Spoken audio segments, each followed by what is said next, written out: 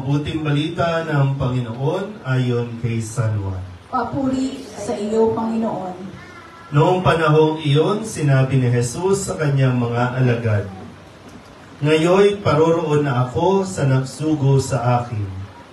Wala isa man sa inyong nagtatanong sa akin kung saan ako pupunta.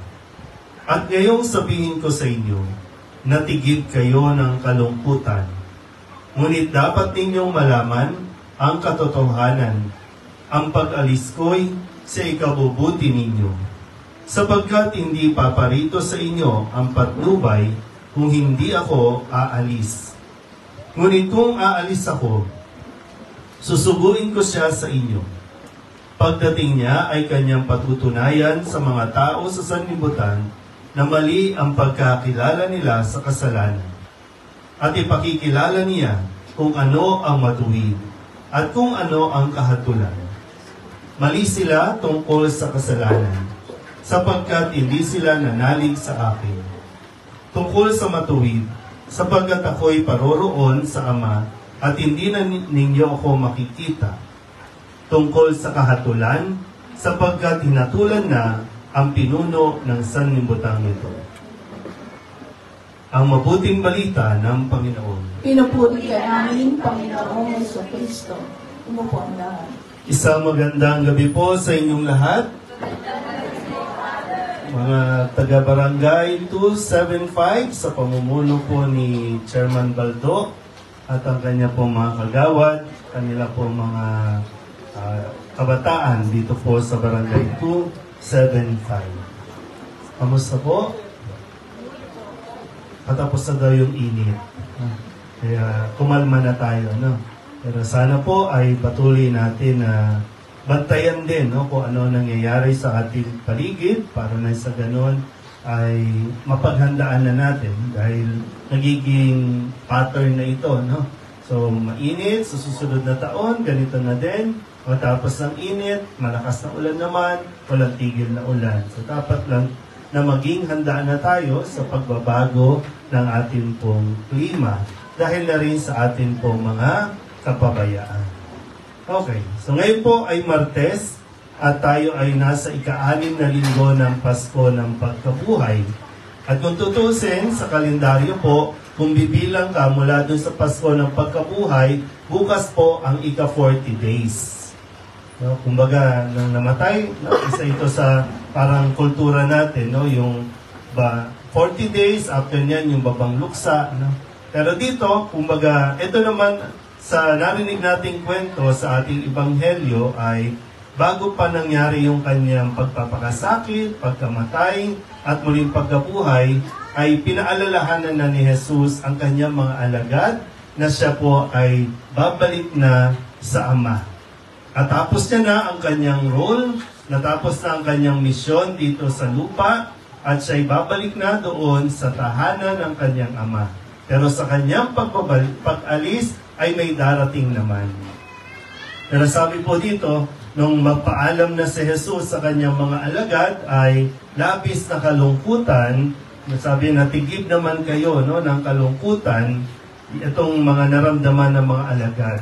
At sinabi niya, kailangan niyang umalis para dumating ang patnubay, ang Espiritu Santo.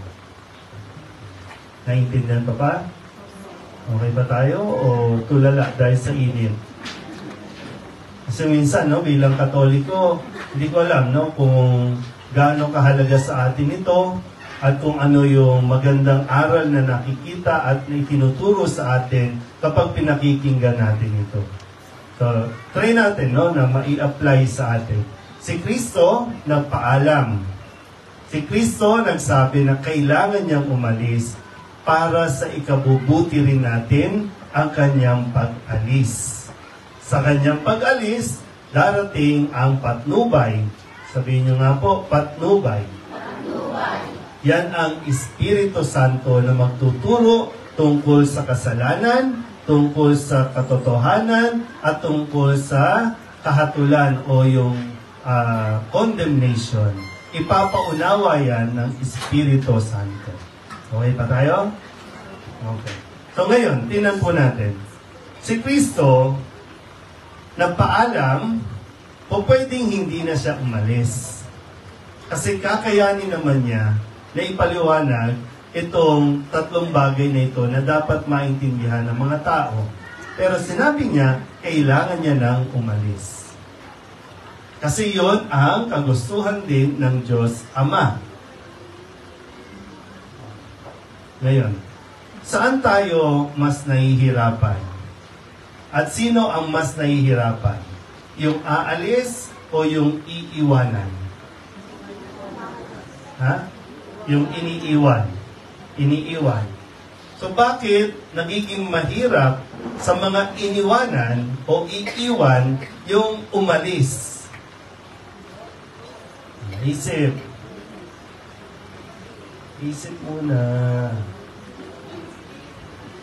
Minsan po, no, itong isa sa kailangan natin maharap. Bakit natatakot tayo o ayaw nating umalis? Sabihin nyo nga sa katabi ninyo, umalis ka na. Kasi sinabing umalis ka na. No?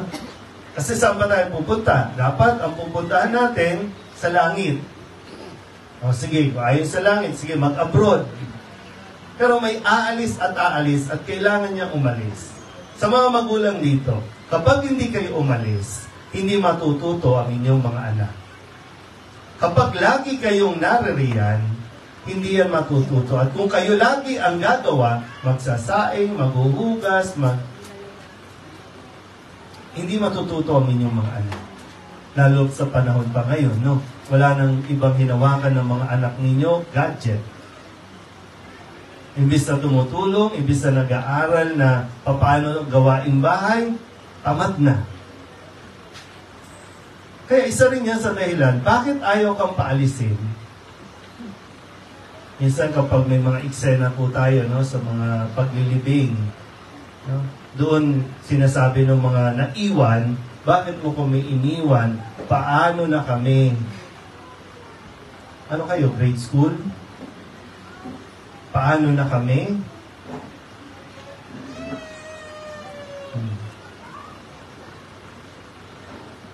Isa kailangan natin talagang pagnilaya ng mabuti. Bakit ayaw nating umalis ang tao? Kasi nakadepende tayo sa Kanya. Kasi umaasa tayo sa Kanya. Kasi nga, paano na tayo? Paano tayo mabubuhay kapag wala na siya?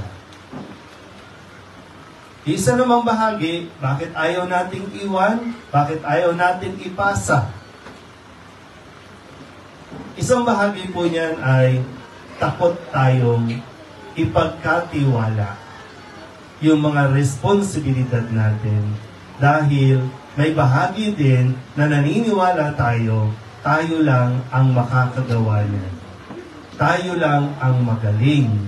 Kaya ayaw nating ipasa. Kahit may mga posisyon sa gobyerno, di ba? Kahit nga sa barangay, ayaw ipasa ang trono eh.